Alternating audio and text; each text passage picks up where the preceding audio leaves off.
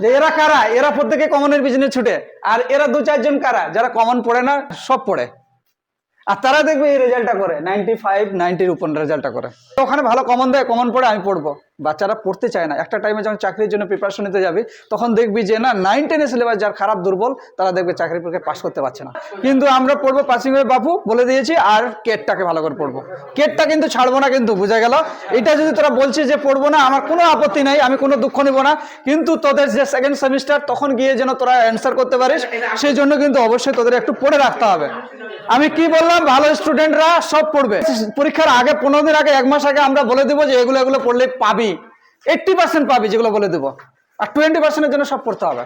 Rail ডিপার্টমেন্টে চাকরি পেয়েছে, তো বলছে যে যারা যারা মোটামুটি প্রিপারেশন নেয় সবাই 80 নাম্বার পাবে চাকরি পরীক্ষায়, কিন্তু 80 থেকে যে 85 পেতে হবে, নাহলে চাকরিটা হবে না। ওটার জন্য তোকে 14 ঘন্টা পড়তে হবে, এই 5টা নাম্বারের জন্য। তো এটা তোদের মনে রাখবি যে সবাই তোরা ক্লাস 10-এ পড়ছিস, সবাই পাস করে যাবে। যারা একদমই পড়ে না তারাই ফেল করে। মোটামুটি পড়লে 60% নাম্বার পেয়ে যাচ্ছিস। 80 পেতে গেলে যখন দেখবি 90, 95, 98 রেজাল্টটা করবি, তখন দেখবে ঘামিয়ে দিবে। খেলাটা তো ওখানেই। যে বলছি কি এ মান্থ মানে কি জানি আমি, মাস। বলছি এ মান্থ লেটার, এখানে পাশাপাশি দুটো ওয়ার্ড আছে, একটা হচ্ছে লেটার আর একটা হচ্ছে কি লেটার, তাই না? তা বলছি কি এ মান্থ লেটার, এই লেটারের মানে কি পরে, বলছি 1 মাস পরে। এ লেটার মানে কি একটি চিঠি। এ লেটার মানে কি বললাম তাহলে, একটি চিঠি। কেম এসেছিল, ফর ফাদার, বাবার জন্য 1 মাস পরে একটা চিঠি এসেছিল। আফটার হি ফিনিশড রিডিং ইট, বাবা কি করলো, চিঠিটাকে সম্পূর্ণটা পড়লো, ঠিক আছে। হিজ আইস, আইস মানে কি চোখগুলির কথা বলা হয়েছে। Looked age if he had been crying, তার বাবাকে দেখে মনে হচ্ছে চিঠিটা পড়ার পরে চোখে জল চলে এসছে, কান্না চলে এসছে, বুঝতে পারলো। ওর বাবারও কি কান্না পেয়ে গেছিল, কারণ কি ওই চিঠিটা সেই চিঠি ছিল। কোন চিঠিটা, এটা কথা বলা হয়েছে, ওই যে ঘুড়িটা ফুটো হয়ে গেছে, মেকিং এ বিগ হল, বড় একটা গর্ত হয়ে গেছে। বসার রুমে বুককেসের মধ্যে কি পেয়েছিল, ওই চিনে ও কি আঠা দিয়ে ঘড়িটাকে জোড়া লাগিয়েছিল, ওই চিঠিটার কথা বলছে। Do you want to know, তোমরা কি জানো, হোয়াট বিকাম অফ কাইট, এই ঘড়ির জন্য কি হয়েছে। হি সেড, সে বলল, সে বলতে এখানে বাবার কথা বলেছে। বাবা বলল, দেন হি সেট ডাউন বিসাইড আস, বাবা আমাদের পাশে বসে পড়লো। অ্যান্ড টোল আস, বললো দ্য হোল স্টোরি, সমস্ত ঘটনাটা খুলে বললো। তাহলে সমস্ত ঘটনাটা কি, আমরা এই গল্পে পরের পার্টে আমরা জানতে পারবো কি, আমাদের খুলে বলা হলো। ফাদার হ্যাড এ ব্রাদার, বাবা বলতে শুরু করলো যে তোমরা জানো আমার কি আছে, ভাই আছে। অ্যান্ড এ সিস্টার, বলছে আমার একটা বোনও আছে, ঠিক আছে। তাহলে বাবার কে আছে, একটা ভাই আছে, একটা বোন আছে। হি হ্যাড কোয়ারেলড, বাবা কি করেছিল, ঝগড়া করেছিল, কার সঙ্গে, উইথ হিজ ব্রাদার, তার ভাইয়ের সঙ্গে ঝগড়া করেছিল। অ্যান্ড লেফট হোম, এবং বাড়ি থেকে পালিয়ে গেছিল। এখনো কিছু কিছু ছেলে মেয়ে এমনটা করে, বাবা মা পড়াশোনার জন্য বকাঝকা করলে তুই থাক, আমি পালানো দিল্লি, করে না। তো বিষয়টা হচ্ছে কি, জীবনটা আলটিমেটলি নষ্ট হলো কার, আমরা এখনো বুঝতে পারবো। ওর ভাইয়ের সঙ্গে ঝগড়া করে এ কি করেছিল, চলে গেছিল। বলছি কি ইয়ার্স আফটার, ইয়ার্স আফটার মানে কি বহু বছর পর। ইয়ার্স আফটার বলেছে, 1 বছর নয়, বহু বছর পর। কি বলেছে, হি ফেল্ট সরি, সে তার ভুলটা বুঝতে পেরেছে যে না, আমার ঝগড়া করে বাড়ি থেকে পালানোটা মোটেই ঠিক হয়নি। তার কি অনুভূতি হয়েছে, তার দুঃখ অনুভূতি হয়েছে, ঠিক আছে। And when he went back, তারপরে সে ভাবলো না, এবার তো আর তো দিল্লিতে অনেক টাকা কামাই করলাম, একটা আইফোনও কেনা হলো, হ্যাঁ অনেক কিছুই হলো, এবার একটু যাই, বাবা মায়ের মুখটা আমার মনে পড়ছে, একটু বাড়িতে যাই।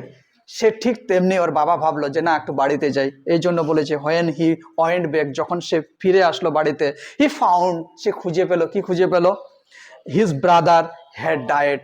খুব দুঃখের বিষয় এই জায়গাটা, তার ভাই মারা গেছে।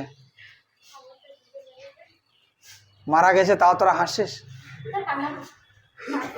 এটা কিন্তু খুব খারাপ। যখন দুঃখের সিচুয়েশন তখন কান্না করতে হবে, যখন হাসির সিচুয়েশন বিয়ে বাড়িতে আনন্দ করবি, হলুদ মাখবি, রং মাখবি, বাজি ফুটাবি, হ্যাঁ। আর যে বাড়িতে মারা যাবে ওই বাড়িতে তো হাসা যাবে না। কান্নাটা একটা অনুভূতি, এটা মাথায় রাখবি, কান্নাটা অনুভূতি। নিজের কেউ আপন কেউ হারিয়ে গেলে তুই নিজেকেও তুই ঠিক রাখতে পারবি। তোদের প্রত্যেকে বলছি, তোরা যত বেটার জায়গায় যাবি, তোদের জীবনের লাইফ পার্টনার তত বেটার পাবি। এখন এগুলো করে সময় নষ্ট করে জীবন নষ্ট করে লাভ নেই। একদম নাম্বার টু দা পয়েন্ট করে লিখে নে। সেটে পাস করেছে, এই যে বলে গেল না দাদা আমি যাচ্ছি, এও কিন্তু সেটে পাস করেছে। আমাকে বললো এক্ষুনি গল্প হচ্ছিল যে দাদা আমি সেটে পাস করেছি। এখন ও কিন্তু চাইলে পিএইচডি করতে পারবে। বোঝা গেল? দেখ আমাদের চোখের চারপাশে কিন্তু ভালো ভালো ছেলে মেয়ে ঘুরে বেড়াচ্ছে, ওদেরকে ফলো করবি। যারা দেখবে ভুলভাল তথ্য ইনফরমেশন পাড়ার মধ্যে দিবে, ওদের সঙ্গে মিশবি না। ভালো কথা বলছে, তোর ভালো চাইবে না, তুই যখন ভালো পড়াশোনা করবি তোর পিছনে লেগে যাবে। ইয়ার্স আফটার ইয়ার, কয়েক বছর হয়েছে, হি ফেল্ট সরি, তার দুঃখ অনুভব হয়েছিল। হোয়েন হি ওয়েন্ট ব্যাক, সে যখন বাড়িতে ফিরে আসলো, হি ফাউন্ড হিজ ব্রাদার, তার ভাইকে খুঁজে পেলো। কিরকম? হ্যাড ডায়েড, মৃত অবস্থায় খুঁজে পেলো। And could not find his sister, এবং তার বোন কোথায় হারিয়ে গেছে, তার বোনকেও সে খুঁজে পেল। দ্য লেটার, বলছি সেই চিঠিটার কথা বলা হয়েছে। হ্যাঁ, ফাদার হ্যাড জাস্ট রিসিভড, বাবা পেয়েছিল। রিসিভ মানে কি? গ্রহণ করা। রিসিপ্ট মানে কি? গ্রহণ করেছিল। সেই চিঠিটা গ্রহণ করে ফ্রম হিজ সিস্টার, যেটা তার বোন তাকে লিখেছিল, ওই চিঠিটা, সেটা সে গ্রহণ করেছিল। আন্ডিস্টার, আন্ডিস্টার কে ছিল তাহলে? মাদার অফ ডিক এন্ড মিমি। তাহলে আন্ডিস্টার কে ছিল? মাদার, কার মা ছিল? ডিক এন্ড মিমির মা ছিল আন্ডিস্টার। She was a widow. Widow মানে কি? যাদের হাজবেন্ড নেই, বিধবা, যাদের স্বামী নেই, মারা গেছে, বিয়ে হয়েছিল কিন্তু স্বামী মারা গেছে, তাদেরকে আমরা বলবো উইডো। ঠিক আছে? তো বলছি কি, সি ওয়াজ উইডো, তিনি একজন বিধবা মহিলা ছিলেন।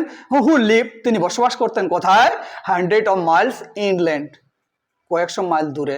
যে মেন দ্বীপটা আছে, যে মেন ভূখণ্ডে ওরা থাকতো, সেখান থেকে কয়েকশো মাইল দূরে থাকতো তার মা। ওয়ান ডে, বলছে একদিন, when Dick and Mimi were out in the woods, একদিন কি করলো? ডিক এন্ড মিমি ওরা কি করলো? বেরিয়েছে বা ঘুরতে বেরিয়েছে, ধরে নে এরকম একটা ব্যাপার। তো ওরা বেরিয়েছে, কোথায় বেরিয়েছে? জঙ্গলের মধ্যে বেরিয়েছে। উড, গাছপালা আছে, যেমন আমরা সুন্দরবন ঘুরতে যাই, সেরকম ওরাও কিন্তু ঘুরতে বেরিয়েছে। দে ডিসকভার্ড, তারা লক্ষ্য করেছিল। কি লক্ষ্য করেছিল? তারা প্রত্যেকেই যারা ঘুরতে বেরিয়েছিল তারা লক্ষ্য করলো, দ্য কাইট, বলছে এই যে ঘুড়িটি, on the top of the tree, এই ঘুড়িটি কোথায় ছিল? গাছের একদম টপে ছিল, উপরে ছিল। ঘড়িটা ছিঁড়ে গেছিল, আমরা সবাই জানি।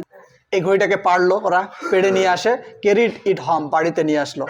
হোয়েন দেয়ার মাদার, যখন তার মা, সো দেখতে পেয়েছিল, the kite paste with the letter, বলছে এই ঘড়িটাকে ওই চিঠিটা দিয়ে কি করা ছিল? আঠা দিয়ে মোড়ানো ছিল, ঠিক করা ছিল। আমরা জানি যে ওই যেটা চিঠিটার কথা বলা হয়েছে।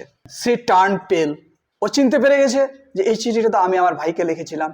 ও কিন্তু বুঝতে পেরে গেছে কি লেখা ছিল, মনে পড়ে যাবে ওর, কিন্তু ঠিক মনে পড়ে গেছে। যার জন্য ও নিষ্প্রভ, মানে কি? নিস্তব্ধ হয়ে যাওয়া, মনে পড়ে যাওয়া। কোনো কিছু খারাপ সিচুয়েশন যদি আমাদের মনে পড়ে যায়, অটোমেটিক আমরা সাইলেন্ট হয়ে যাই, সেরকম আর মা সাইলেন্ট হয়ে গেছিল।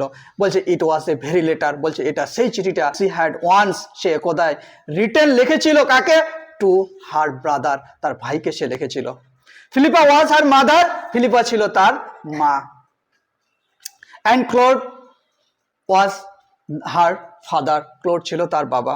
সি নিউ, সে জানতো, হু উই মাস্ট বি, এখন আমরা কারা কারা একসঙ্গে আবার একত্রিত হলাম, ওরা কিন্তু জানতো। উসো সি সেট ডাউন, তারপরে সে বসে পড়লো, অ্যান্ড রোড, এবং কি লেখালেখি করলো, কি লিখলো?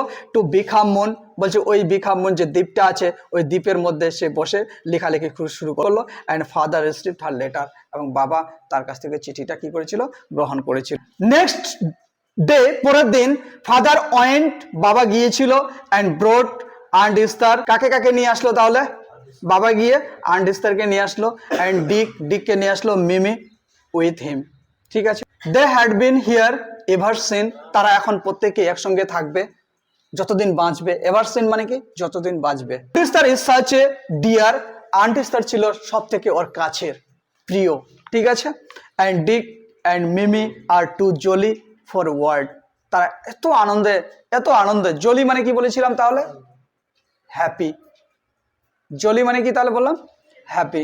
তারা এত আনন্দে বসবাস করছে, তারা সেই আনন্দটা আর ভাষায় প্রকাশ করতে পারছে না, এই জন্য বলেছে জলি ফর ওয়ার্ডস, ওরা আর ভাষায় মানে প্রকাশ করলেও কম বলা হবে।